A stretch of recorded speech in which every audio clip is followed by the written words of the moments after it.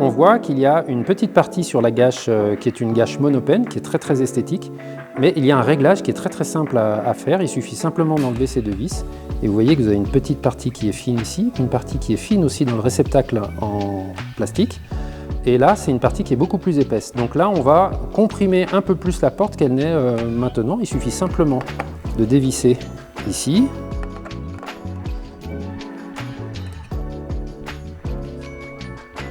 Et on va retirer la partie métallique qui est ici, voilà, comme ça, et la partie en plastique. Et là, on va s'apercevoir qu'il y a un cache rouge, et là, on entend qu'il y a un aimant dedans. Donc on peut vérifier effectivement que l'aimant est présent, c'est ce qui fait marcher la serrure magnétique. Donc vous voyez une petite partie fine ici, une partie qui est fine ici, on est comme ça. Donc là, c'est le réglage minimum. Ici, c'est le réglage maximum.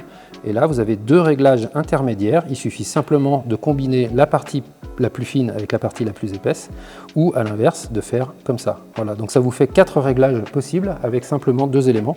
Donc là, on va comprimer sur une partie intermédiaire, puisqu'on a mis la partie la plus fine et la partie la plus épaisse du réceptacle en plastique.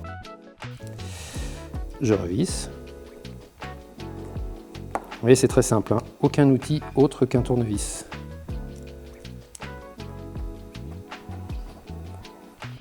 Je vais faire mon essai de fermeture et vérifier que ma porte plaque bien.